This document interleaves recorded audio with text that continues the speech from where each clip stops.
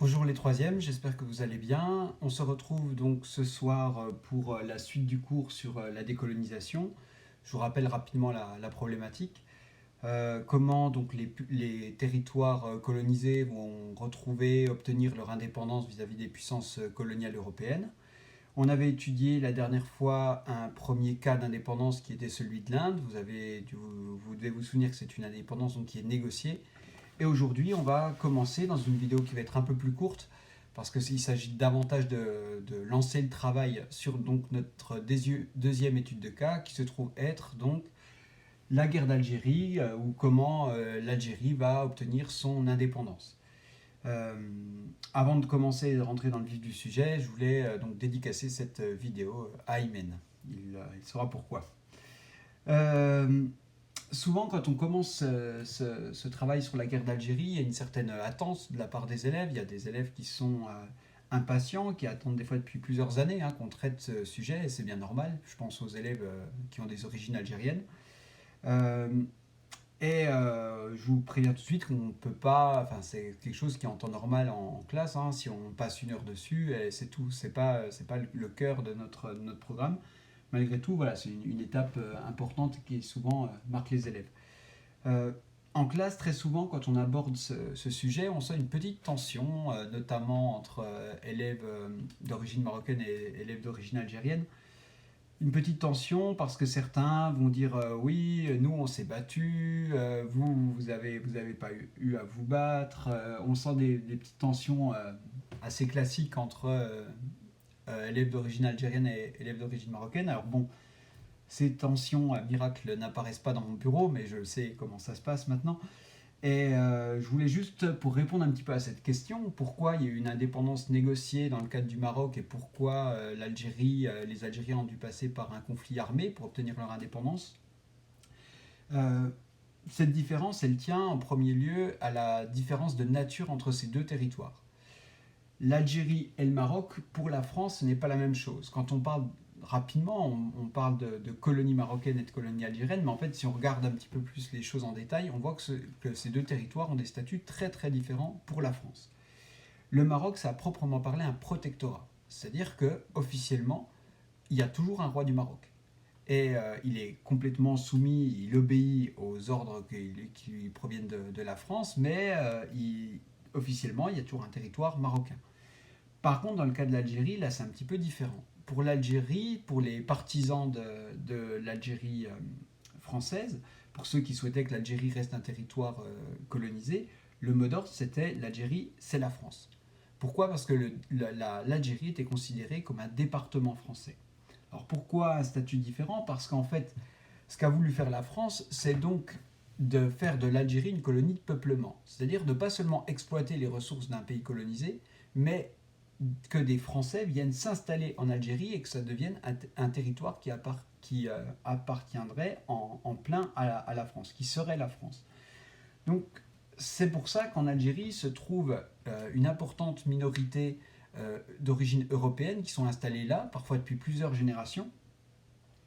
Et cette minorité européenne, qu'on appelle les pieds noirs, va jouer un grand rôle dans cette guerre et dans ce conflit. Donc voilà, deux statuts très très différents pour le Maroc, entre le Maroc et l'Algérie, ce qui explique aussi que la résolution de l'indépendance n'a pas été la même. Avant de commencer aussi sur cette guerre d'Algérie, à proprement parler, elle commence en 1954. Mais très souvent, on va vite en cours. On n'a pas le temps de rentrer dans les détails. Il y a des événements importants qui sont passés sous silence parce qu'on court après le temps.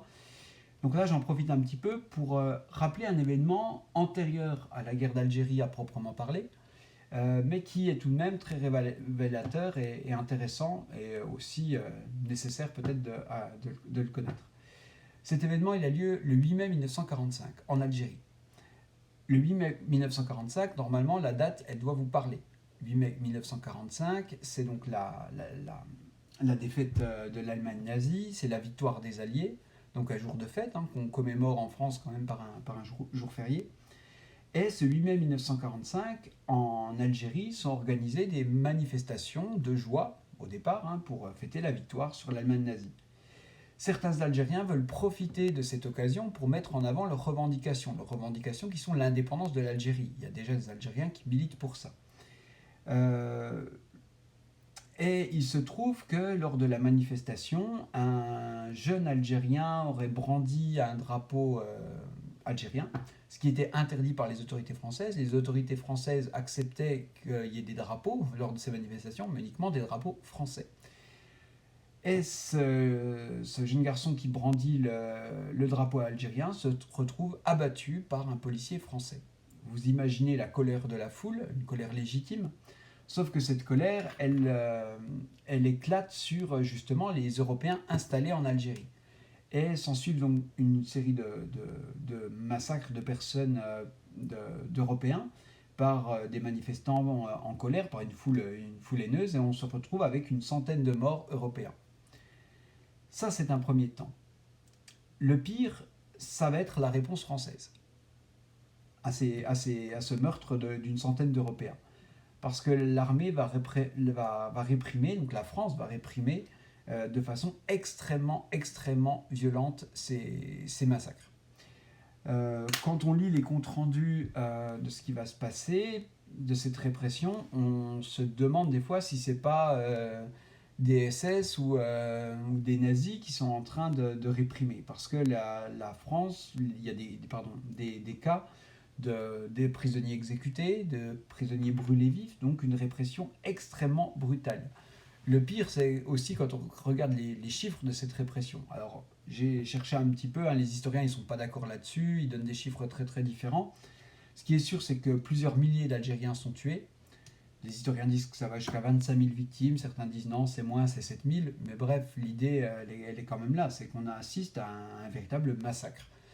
Et ce massacre du 8 mai 1945, qui est d'ailleurs commémoré en Algérie, montre bien l'extrême tension qui existe dans ce département entre guillemets français qu'est l'Algérie, et qu'on a déjà de nombreux éléments qui préfigurent finalement la guerre d'Algérie à proprement parler. Sur le travail que je vous demande de faire, je vais vous demander dans un premier temps de regarder une petite vidéo YouTube, pas la mienne évidemment, hein, mais une vidéo que vous pouvez retrouver en tapant dans le moteur de recherche de YouTube Guerre d'Algérie, réalisons l'Europe. C'est un petit documentaire de 15 minutes à peu près, qui est très bien fait, où on donne la parole à des historiens, tout ce qu'il y a de plus sérieux. Donc ça peut être intéressant pour vous de regarder cette vidéo dans un premier temps avant de passer aux questions du dossier page 136-137, donc questions 1 à 6. J'ai volontairement enlevé la 7. Commencez toujours par lire l'introduction, hein, c'est toujours utile. Donc si vous arrivez à suivre le rythme, si vous suivez le rythme des cours que je mets en ligne sur Pronote, si vous êtes au point, ce serait bien de faire ça mercredi ou jeudi, de répondre à ces questions, et dans la prochaine vidéo, du coup, j'essaierai de faire la correction de la même façon. Voilà, je pense que je n'ai rien oublié.